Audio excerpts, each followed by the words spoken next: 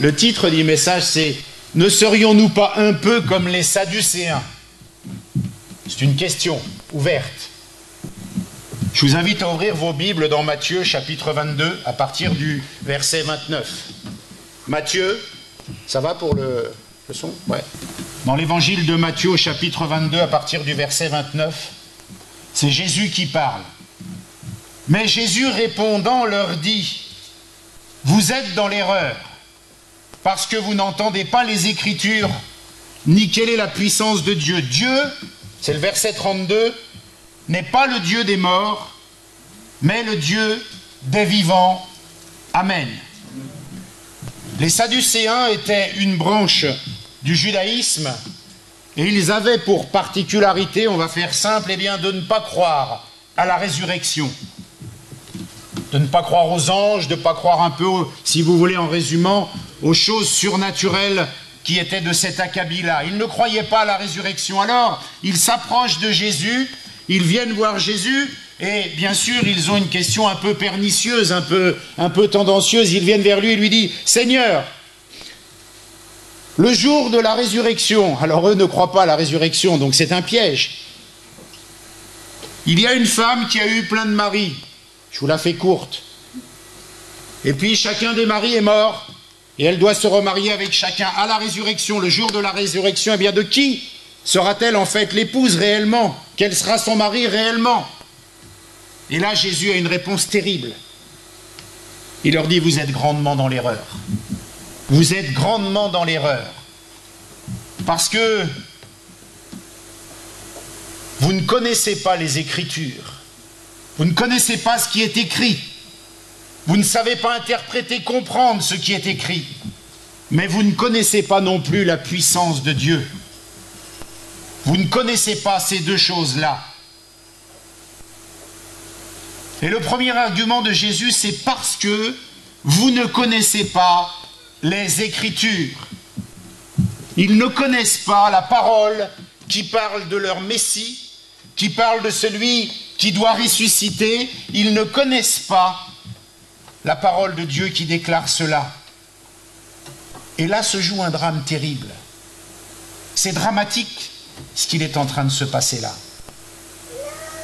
Parce que nous avons à peu près, grosso modo, 2000 ans d'histoire, où il y a eu les 10 commandements, où il y a eu la loi, où il y a eu les prophètes, où il y a eu des révélations. Tout ça pour aboutir au fait qu'ils ont Jésus devant eux et ils ne le reconnaissent pas comme étant le Messie. Ils ne reconnaissent pas, ils ne croient pas à ce que déclare la parole de Dieu et ils en viennent à lui poser ce genre de questions le jour de la résurrection, alors que dans leur cœur ils sont fermement convaincus qu'il n'y aura pas de résurrection, parce que c'est leur doctrine à cette branche du judaïsme. Et c'est un drame pour le peuple qui est héritier de la promesse. Est-ce que vous avez essayé d'imaginer un seul instant?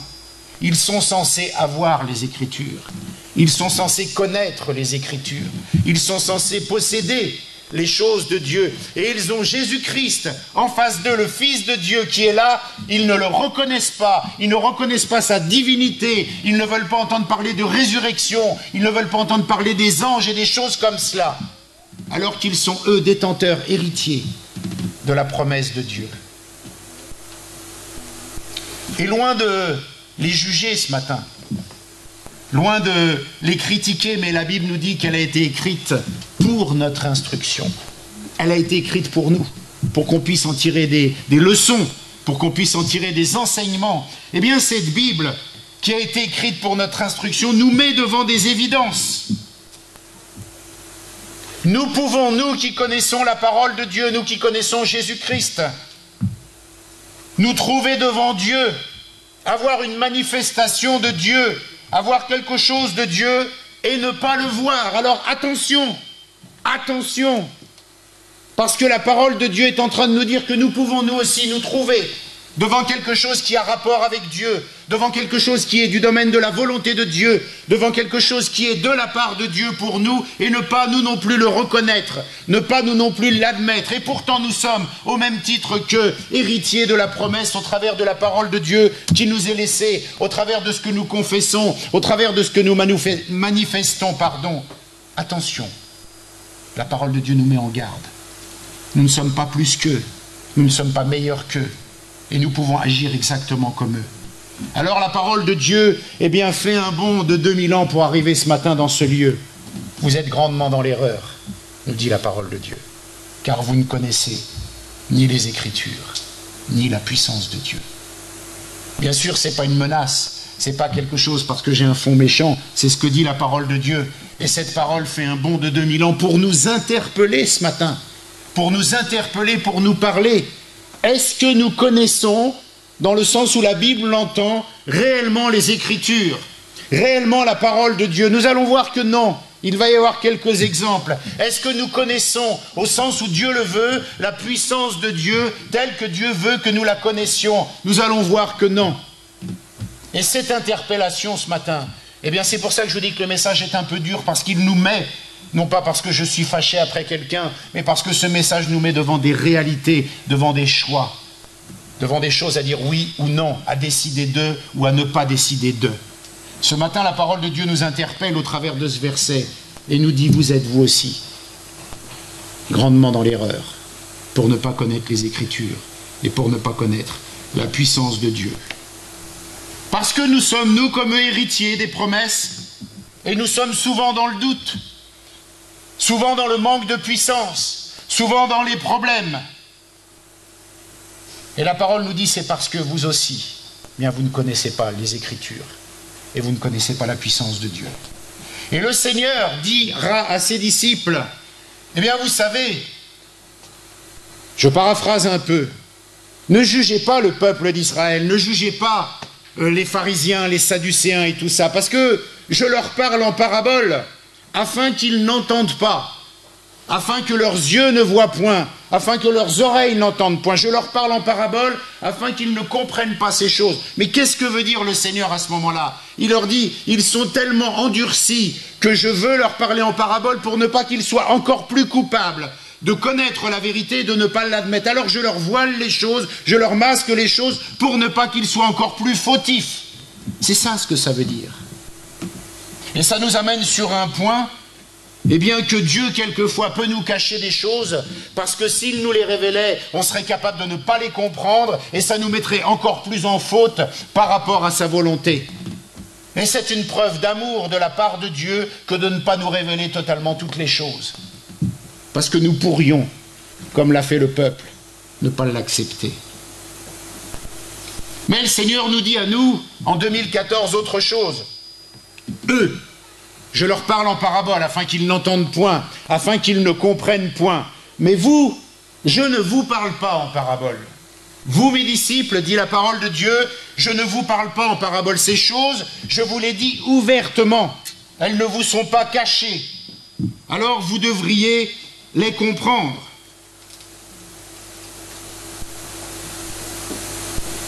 Et je ne sais pas si ça vous est arrivé, mais quelquefois on se moque un peu des disciples. Vous savez, des passages comme quand ils sont là en train de s'interroger et dire on n'a pas pris du pain, quand il leur dit méfiez-vous du levain des pharisiens.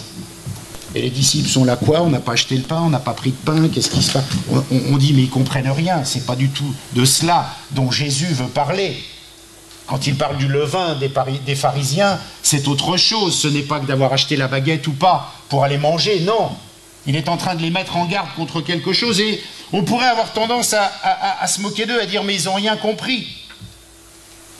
Et on peut faire un rapide retour sur nous-mêmes. Est-ce que mes frères, mes sœurs, nous croyons que nous avons compris? Quand nous nous posons des questions du genre: est-ce que je peux rester fâché contre tel frère ou telle sœur parce qu'après tout ce qu'il m'a fait, je peux bien rester fâché contre lui? Est-ce que j'ai le droit, moi, en tant que croyant, de choisir d'épouser un incroyant pour faire le restant de ma vie? Est-ce que vous croyez qu'on a compris les Écritures? Parce que les Écritures déclarent que non. Les Écritures déclarent que tu ne peux pas rester fâché contre ton frère ou ta sœur. Alors c'est pas la peine de poser cette question idiote selon la parole de Dieu comme les disciples pour le pain. Puisque la parole de Dieu dit tu n'as pas le droit de le faire, pourquoi se demander si on peut le faire? C'est aussi, pardonnez-moi l'expression, aussi ridicule que les disciples quand ils disaient on a oublié le pain. On peut se moquer d'eux, mais on peut se moquer de nous. Parce que nous on se pose des questions dont la réponse est non dans la parole de Dieu, mais nous on se pose quand même les questions. On ne connaît pas la parole. Nos propres questions prouvent qu'on ne connaît pas la parole de Dieu.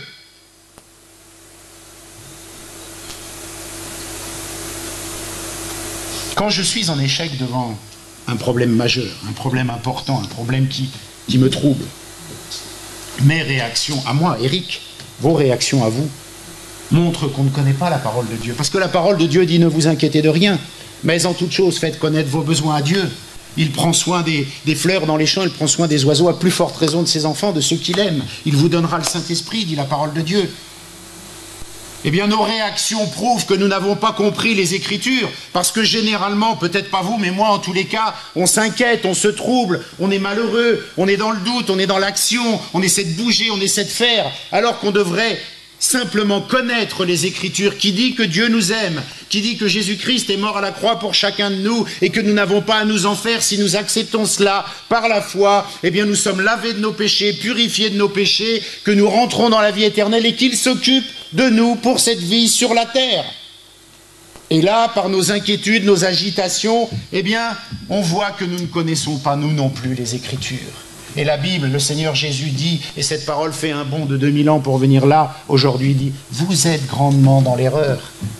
Parce que premièrement, comme les Sadducéens, vous montrez, nous montrons, je montre moi, par ma vie. Je vous donnerai un exemple concret, pour ne pas que vous vous sentiez interpellé par le prédicateur, et lui, il est clean. Non, non, je suis comme vous. Nous montrons par nos actions que nous ne connaissons pas les Écritures, que nous ne sommes pas meilleurs que les Sadducéens, et que d'une certaine façon, nous allons le voir, nous ne croyons pas non plus à la résurrection, avec notre cœur.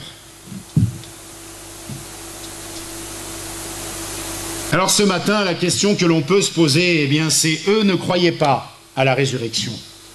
Mais nous, pour être malheureux, pour être dans la défaite, à quoi ne croyons-nous pas? J'inverse la question. Eux ne croyaient pas à la résurrection, ils l'affirment, ils le disent. Donc ils peuvent être malheureux puisqu'il n'y a plus personne pour les aider, pour les sauver. Le Seigneur n'est pas ressuscité et ne le sera pas pour eux, si tant est qu'il était Seigneur. Mais nous, qui croyons à la résurrection, à quoi ne croyons-nous pas pour être souvent dans les états dans lesquels nous sommes? Et ce ne sont pas des reproches, ce sont des questions vraiment précises pour que nous puissions nous positionner par rapport aux choses de Dieu, comme l'a fait Jairus. Les gens viennent me dire que ma fille est morte, mais moi je crois ce que dit Jésus, parce que c'est ça qui compte. Et ce matin, il faut qu'on s'interpelle. À quoi je ne crois pas dans la parole de Dieu pour être dans l'état dans lequel je suis quand une tribulation m'arrive? À quoi je ne crois pas? On vient de fêter Pâques, la résurrection de Jésus. C'était bien Pâques dimanche dernier. J'ai eu peur. On vient de fêter la résurrection de Jésus-Christ. On a passé 3 jours avec les jeunes, avec Marc, à Page. On s'est fait du bien. Jésus-Christ est ressuscité. Jésus-Christ est ressuscité. Jésus-Christ est ressuscité. Alléluia. Tout ce que vous voulez. Gloire à Dieu. Tout ce que vous voulez.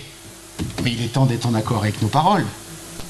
Si il est ressuscité, et nous le croyons, à quoi je ne crois pas pour être dans l'état dans lequel je suis? À quoi je ne crois pas? Qu'est-ce qui me voile? Qu'est-ce qui me manque? Alors on va prier un instant pour que l'Esprit de Dieu m'éclaire dans ma vie personnelle, sur ma part à moi, Éric, et vous. Seigneur, qu'est-ce qui me manque? Seigneur, ta parole est la vérité. Ta parole est une lanterne à nos pieds. Et ce matin, nous ne voulons pas faire des cultes à 100 à l'heure. Nous voulons, Seigneur, prendre le temps de méditer ta parole pendant qu'elle est annoncée, pendant qu'elle est prêchée, pendant qu'elle est vivante, pendant qu'elle est active, pendant que l'Esprit de Dieu agit. Qu'est-ce qu'il me manque, Seigneur, à moi, pour être dans l'état dans lequel je suis certaines fois? Qu'est-ce qu'il manque à mon frère? Qu'est-ce qu'il manque à ma sœur de croire pour nous trouver dans les états dans lesquels nous nous trouvons certaines fois? Nous te le demandons, Père, révèle, parle à tes servantes, parle à tes serviteurs, montre-nous ce qui n'est pas conforme dans nos vies à ta parole, afin que ces choses soient mises en évidence, afin que ces choses soient dévoilées et qu'elles soient chassées, qu'elles soient expulsées de nos vies. Seigneur, nous te le demandons, nous sommes des aveugles. Et nous ne voulons pas être des aveugles qui conduisent d'autres aveugles. Éclaire-nous. Amen. Seigneur, à quoi ne croyons-nous pas pour que nous soyons dans la défaite, telle que nos vies semblent être parfois? Seigneur Jésus, aie pitié de nous. Amen. Fais que nous puissions être en accord avec nos paroles, avec notre confession de foi, avec ce que nous revendiquons, avec ce que nous disons. Saint-Esprit, ce matin parle. Si tu dois le faire de façon audible, eh bien nous voulons t'écouter. Si tu dois le faire dans les cœurs, nous voulons te ressentir. Mais parle, s'il te plaît, qu'au nom de Jésus-Christ, ce matin, ton peuple puisse être guéri, changé, guidé. Ce matin, Seigneur, nous voulons cela pour la gloire et l'honneur du nom de Jésus-Christ. Amen. Comme David disait, mon âme, c'était un ordre qu'il donnait à son âme, mon âme, bénis l'Éternel. Eh bien nous, quand nous avons des soucis, quand nous avons des troubles, quand nous sommes dans la peine, dans la douleur, on doit dire, mon âme, tais-toi et obéis à l'Éternel, parce qu'il est ressuscité, et je veux choisir de croire qu'il est ressuscité, je veux choisir de croire et de confesser qu'il est ressuscité. Alors tais-toi, si tu viens me dire autre chose. C'est comme ça que nous devrions réagir. Le deuxième point, c'est toujours la question, ne sommes-nous pas un peu sadducéens? Pourquoi? Eh bien, c'est le deuxième argument de Jésus-Christ lorsqu'il parle aux Sadducéens. Il leur dit, parce que vous ne connaissez pas la puissance de Dieu. Parce que le deuxième point, c'est pas de connaître les Écritures. Il a écrit les choses vont se passer comme elles sont écrites, mais le deuxième point, c'est vous ne connaissez pas la puissance parce qu'il est ressuscité. La puissance de Dieu, l'Esprit de Dieu a ressuscité Jésus-Christ. Cela s'est aussi accompli. Cela a aussi eu lieu.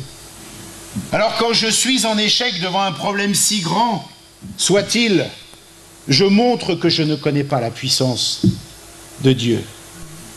Je vais prendre un exemple personnel pour bien me tailler, comme on dit, pour bien que vous ne vous sentiez pas mal à l'aise.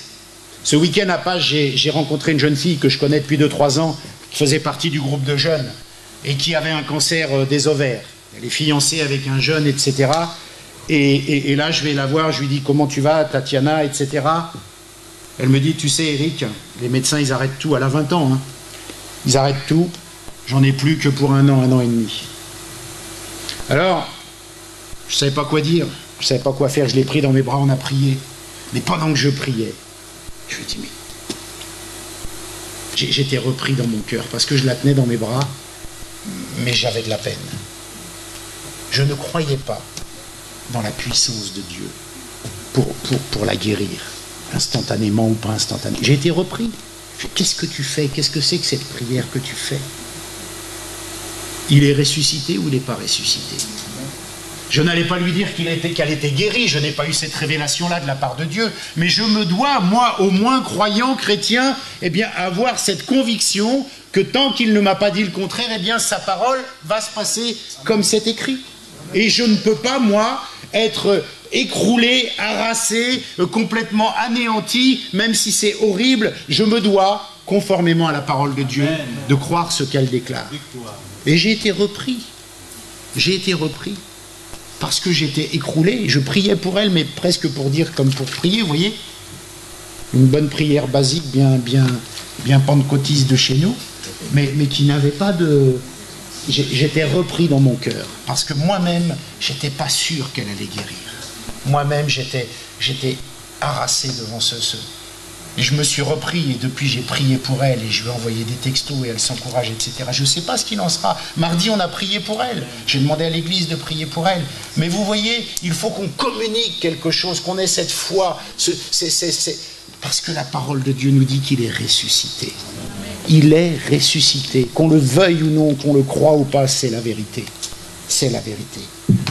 Alors ne sommes-nous pas comme des Sadducéens quand nous vivons comme s'il n'était pas ressuscité? comme eux qui le cherchent parmi les morts. La parole de Dieu, nous le verrons, nous dit ne cherchez pas parmi les morts celui qui est vivant. Dans ce qu'on a lu, c'est Dieu est le Dieu des vivants, pas des morts. Il est le Dieu des vivants, le verset 32 que nous venons de lire.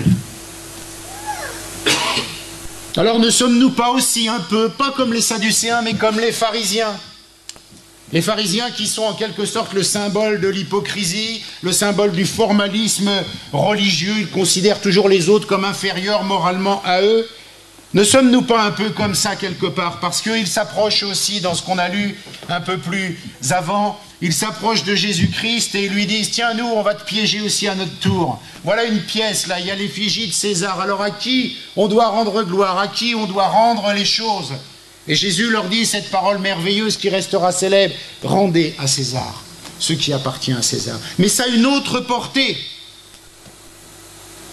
Il est en train de leur dire, parce que vous, les pharisiens, votre truc, c'est de négocier politiquement, de négocier socialement, de faire en sorte qu'avec les Romains, ça aille bien. Et si j'avais mal répondu, vous auriez été me dénoncer aux Romains pour dire, voilà, Jésus, il a dit qu'il ne fallait pas payer le tribut à César. Alors vos magouilles, vos trucs politiques, vos trucs d'hommes, j'en veux pas. Moi, mon royaume n'est pas de ce monde. Alors vous faites quoi? Vous rendez à César ce qui est à César, et vous rendez à Dieu ce qui est à Dieu, vous rendez aux hommes ce qui est aux hommes. Mais moi, Jésus dit, je ne suis pas de ce monde, et les choses qui me concernent, vous ne les trouverez pas parmi les morts. Vous ne les trouverez pas parmi les choses des hommes. Vous ne les trouverez pas dans les choses du monde. Parce que mes choses à moi, elles sont d'en haut, elles sont du ciel, et mon royaume n'est pas de ce monde. Et les pharisiens, ils ont une religion, mais ils ne connaissent ni les Écritures, ni la puissance de Dieu. Ils sont grandement dans l'erreur, comme le dit Jésus. Et nous devons comprendre ce matin que cette parole qui nous interpelle, c'est aussi pour nous dire, mes frères, mes sœurs, attention, attention, nous ne sommes pas avec Jésus-Christ de ce monde. N'allons pas nous non plus chercher parmi les morts celui qui est ressuscité. Et parmi les morts, si on lui donne un sens large, ce sont toutes les choses de cette terre condamnée, de cette terre où il n'y a que le péché, où il n'y a que les choses du monde. N'allons pas chercher dans les choses de cette terre, les choses qui concernent Dieu, qui concernent Jésus-Christ. Rendez à César ce qui doit être rendu à César, mais rendons à Dieu ce qui doit être rendu à Dieu. N'allons pas chercher dans les choses de la terre, dans les choses où il y a les choses mortelles. Luc chapitre 24. Là, il s'agit d'une erreur que nous ne devons pas commettre, qui va dans la lignée de ce que nous venons de dire. La parole de Dieu dit à ces femmes, Luc chapitre 24, verset 2, jusqu'au verset 6 ou 5, comme vous voulez, « Pourquoi cherchez-vous parmi les morts celui qui est vivant? Il n'est point ici, mais il est ressuscité. Souvenez-vous de quelle manière il vous a parlé lorsqu'il était encore en Galilée, disant « Il faut que le Fils de l'homme soit livré entre les mains des méchants et qu'il soit crucifié et qu'il ressuscite le troisième jour. » Et elle se souvint de ces paroles.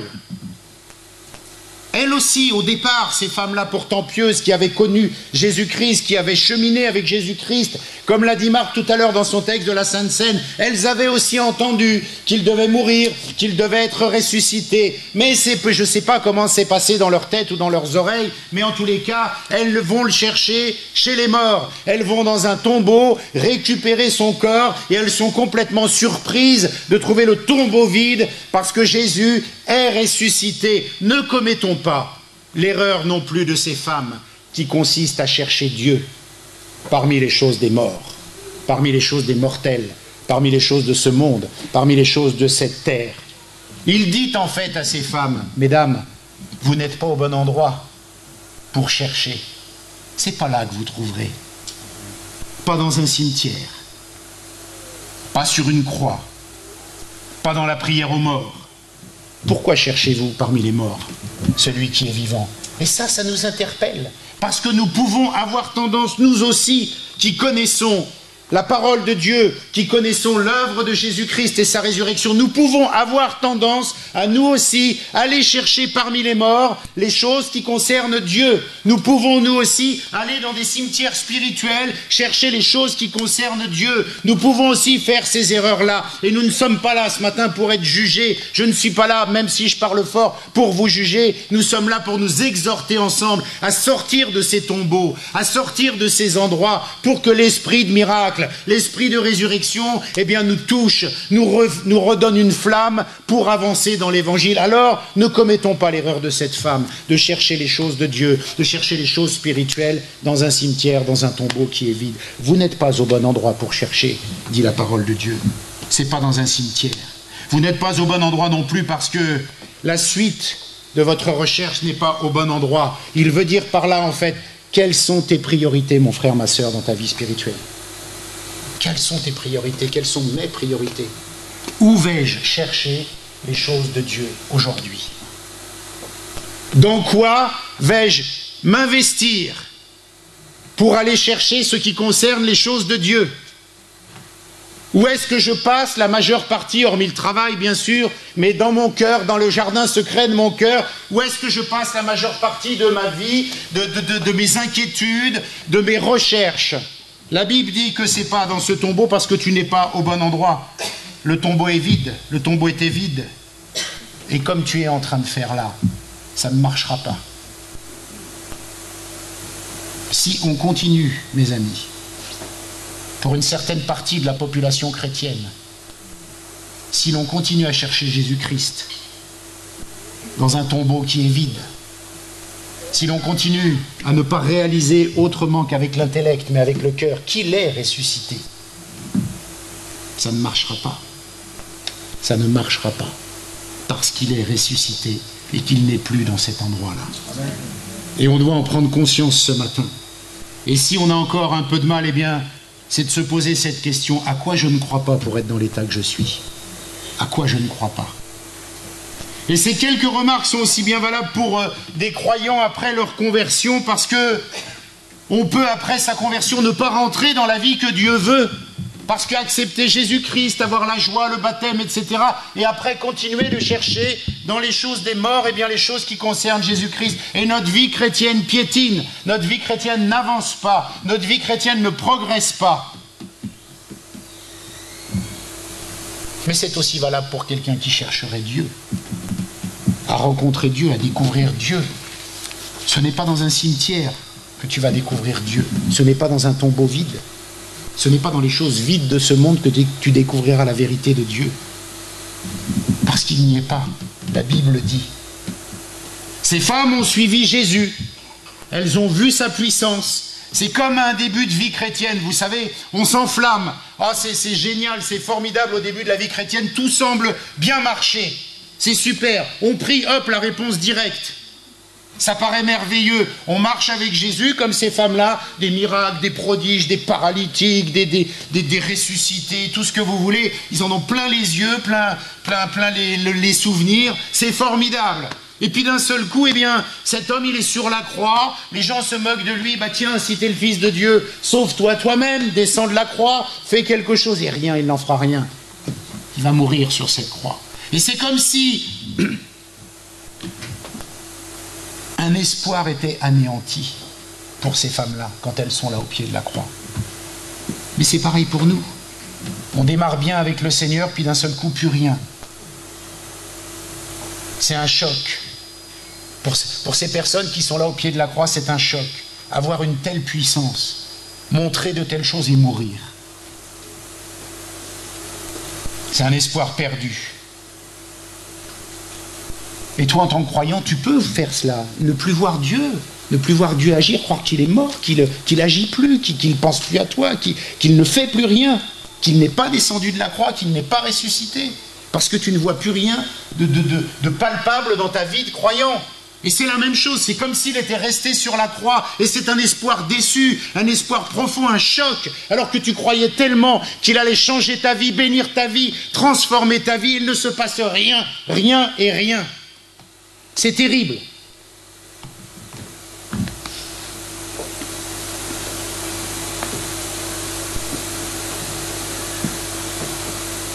L'objet de nos recherches, quand on est dans cet état d'esprit, n'est pas bon. L'objet de nos recherches n'est pas bon parce qu'on recherche, quand on est dans cet état d'esprit-là, ou quand les gens de l'époque sont dans cet état, on recherche un homme mort comme les autres. Mais là, il s'agit du Fils de Dieu. Il n'obéit pas aux règles de la vie. Il est Dieu. Il a le pouvoir sur la vie, il a le pouvoir sur la mort parce qu'il l'a vaincu. Et c'est ça que l'on doit sans arrêt se rappeler. C'est cela que l'on doit rafraîchir en nous chaque fois que quelque chose vient nous embêter. Il est le Fils de Dieu, il a le pouvoir sur la mort. Il a le pouvoir de la vie. Il est ressuscité, il n'est plus sur la croix. Mais si je ne crois pas ça, si je ne suis pas persuadé de cela, eh bien d'abord je suis menteur quelque part, et en plus je vais mal aller, parce que l'objet de mes recherches, l'endroit de mes recherches, le lieu où je vais chercher les choses de Dieu ne sera pas bon, ne sera pas là où je pourrai trouver Dieu. Et la vraie question, c'est de savoir si on suit vraiment le Fils de Dieu, Jésus-Christ le ressuscité, ou si l'on suit un homme, juste un homme qui n'a pas de tel pouvoir. Et peut-être que secrètement, eh bien, ça nous emmène dans des choses qui ne sont pas conformes. On trouve du refuge à cette défaite, à ce manque de révélation. On trouve du refuge dans les médicaments, dans la drogue, dans tout ce que vous voulez. Ça arrive même chez les croyants, ne nous voilons pas la face. C'est pas la peine de se dire que parce qu'on est là et qu'on est assis, que tout va bien, qu'on obéit à tout et que champion du monde. Non, non, non, non. Non, non, non. Il y a plein de jardins secrets dans les vies. Il y a plein de choses qui ne sont pas conformes à la parole de Dieu. Mais ce n'est pas pour juger que je dis ça. C'est simplement pour révéler et faire comprendre que le ressuscité peut nous sortir de là. Nous faire comprendre que la puissance de Dieu peut nous sortir de là. Parce qu'il est ressuscité. Il faut changer son raisonnement. Il faut changer ses mentalités. Il faut changer sa façon de penser. Il faut changer l'endroit où je cherche Dieu. Il faut changer le lieu où je le cherche. Il faut changer mes habitudes. Et là, le ressuscité, qui est ressuscité, bien évidemment, apparaîtra. Amen. Parce qu'autrement, il est mort. Gilles, tu dis Amen. Je suis d'accord avec toi. Qu'est-ce qu'on pourrait faire d'un Dieu qui n'agirait pas dans nos vies, qui ne changerait pas nos vies, que l'on prierait, qui n'interviendrait pas? Je ne vous parle pas de laps de temps où quand on prie, quelquefois il ne répond pas pour pouvoir nous permettre de réaliser d'autres choses. Si nous n'avions pas capitalisé des expériences avec Dieu, qu'est-ce que nous ferions là de prêcher l'évangile ou d'entendre un prédicateur dire ces choses? Non, il est ressuscité, il est vivant. Et je me souviens quand on était avec Isabelle, qu'on attendait Dylan, mon fils, eh bien on ne pouvait pas avoir d'enfant, c'était dur, et pendant 9 ans ça a été long et dur. Eh bien s'il n'y avait pas... Combien ? 7 ans, pardon. S'il n'y avait pas eu, eh bien, une sœur ou des sœurs, je vais la compter. S'il n'y avait pas eu quelqu'un pour nous encourager, nous dire, tiens bon, vous allez voir, ça va aller. Michel, par exemple, que tu connais, Daniel, n'avait pas été là pour nous quand on n'en peut plus, on n'aura jamais d'enfants. Si, parce que Dieu est vivant, et ça nous faisait du bien, ça nous remontait le moral, ça nous redonnait des munitions spirituelles. On se dit, ah, oui, elle nous aide, elle nous fait du bien, on était à prier avec nous. Il est arrivé. Amen, alléluia. Et si nous ne sommes pas comme ça entre nous, parce qu'il y aura des moments où il y aura des gens faibles au milieu de nous, des frères et sœurs qui seront abattus, mais si nous, à côté d'eux, nous n'avons pas cette certitude qu'il est ressuscité, qu'il est vivant, qu'il est puissant, qu'il peut agir, je vous le dis, on est cuit. Ça n'ira pas plus loin. Ça n'ira pas plus loin. Alors la parole de Dieu nous interpelle ce matin. Pourquoi cherchez-vous? Pourquoi cherchons-nous parmi les morts celui qui est vivant? Pourquoi nous avons cette fâcheuse tendance, cette mauvaise habitude d'aller fouiner dans les tombeaux pour trouver Jésus-Christ? Il n'y est plus. Il n'y est plus. Il est ressuscité. Et Jésus nous dit lui-même, si vous faites comme eux, comme les Sadducéens, comme les pharisiens, vous êtes grandement dans l'erreur. Si vous faites comme ces gens-là, nous sommes grandement dans l'erreur. Et c'est là que je vais introduire le message de Marc. La parole de Dieu nous dit la chose suivante. Dans Marc chapitre 16, verset 7, c'est les synoptiques, et il y a un verset de plus dans cet évangile-là qui dit « Il vous précède en Galilée. C'est là que vous le verrez, comme il vous l'a dit. » Et la parole de Dieu nous dit eh bien, que Jésus se trouvera là où il avait dit qu'il serait à ces personnes, à ces femmes-là, à ses disciples. Il avait dit, au travers de son envoyé, il avait dit « Il vous précède en Galilée ». Et quand ils ont entendu ça, c'est en Galilée qu'ils l'ont trouvé, c'est en Galilée qu'il y a eu cette merveilleuse expérience, parce qu'il sera, Jésus, là où il a dit qu'il serait. Et ça, c'est important. Et la Bible te dit ce matin, il en sera de même pour toi. Là où il a dit qu'il sera, il sera. Ce qu'il a dit qu'il ferait pour toi, il le fera. il te précédera dans ta Galilée à toi, pour que tu vives ta Pentecôte. Et le rendez-vous pour votre Pentecôte, Marc nous en parlera, eh bien, c'est là où il vous l'a dit dans sa parole. Mais ça nous oblige à une chose, connaissez donc la parole. Parce que vous trouverez Jésus-Christ dans sa parole. Vous trouverez Jésus-Christ le ressuscité dans sa parole. Et pour votre Pentecôte, eh bien, ça se passera comme il a dit que ça se passerait. Il faudra connaître sa puissance. Il faudra connaître sa puissance. L'Esprit de Dieu nous envoie consulter la parole de Dieu pour trouver Jésus-Christ, pour comprendre qu'il sera là où il a dit qu'il serait. Mais l'Esprit de Dieu nous fait comprendre qu'une fois qu'on sera là où il a dit qu'il serait, nous vivrons les choses comment? De la même façon qu'il a dit qu'elles se passeraient. Il y aura le feu, il y aura le baptême dans le Saint-Esprit, il y aura la puissance du Saint-Esprit, parce que vous vivrez votre Pentecôte si vous cherchez Jésus-Christ conformément à ça. Ne faisons pas, mes frères, mes sœurs, ces deux erreurs des Sadducéens, parce que la parole de Dieu dit maintenant, toi tu vas vivre ta Pentecôte, toi tu vas vivre cette révolution, alors va là où il t'a dit d'aller, va dans sa parole. Et quand tu iras dans sa parole, eh bien, ça va se passer comment? Selon la puissance de Dieu. Parce que quand tu connaîtras la parole, tu connaîtras la puissance. Et tu vivras cette expérience de renouvellement, cette expérience des écailles qui tombent, cette expérience du baptême dans le Saint-Esprit. Marc, tu nous en parleras, j'espère, dimanche, mais cette expérience avec la vie du Saint-Esprit. C'est là qu'on trouvera la puissance de croire qu'il est ressuscité. Cette puissance du Saint-Esprit va nous le révéler et va nous donner la force d'obéir à la parole de Dieu. Alors il faut aller dans la parole de Dieu pour trouver Jésus-Christ. Parce que le Seigneur a dit, il vous est avantageux que je m'en aille. Je vous enverrai l'autre consolateur. Et qu'est-ce qu'il fera, l'autre consolateur? Il vous parlera des choses qui sont à moi. Il vous donnera cette puissance pour aller témoigner. Il intercédera pour vous par des soupirs inexprimables. Il vous permettra de parler en langue, etc., etc., etc. L'autre consolateur, c'est Jésus qui le dit. Il vous est avantageux que je parte. Allez vous aussi dans Acte 2, vive votre Pentecôte, parce que c'est là que Jésus nous attend, c'est là que Jésus veut nous envoyer son Saint-Esprit, et c'est là que Jésus veut nous permettre de recultiver cet esprit de miracle. Et l'apôtre Paul dit, eh bien, qu'il sert Jésus-Christ. Enfin, il sert Dieu dans l'évangile de son Fils Jésus-Christ, dans son esprit. Ça se passe dans son esprit. Il va falloir aller chercher ces munitions spirituelles qui nous font tenir debout, qui nous font tenir dans la bagarre. Alors vous le trouvez, eh bien, référez-vous à ce qu'il a dit pour le trouver. Pour trouver le ressuscité, référons-nous à ce qu'il a dit, référons-nous à la parole de Dieu. Et c'est une immense bonne nouvelle. On va la lire dans Luc 24 parce que c'est notre feuille de route. Il n'est pas un homme, il n'est pas mort. Tout peut continuer. On lit ensemble Luc, chapitre 24, verset 45. Ça, c'est pour nous. Luc, chapitre 24, verset 45.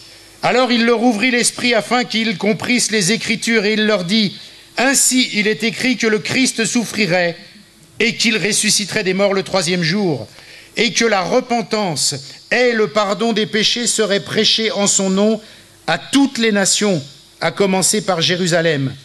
Vous êtes témoins de ces choses, et voici, j'enverrai sur vous ce que mon Père a promis, mais vous restez dans la ville jusqu'à ce que vous soyez revêtus de la puissance d'en haut. » Cherchons le Fils de Dieu dans la parole.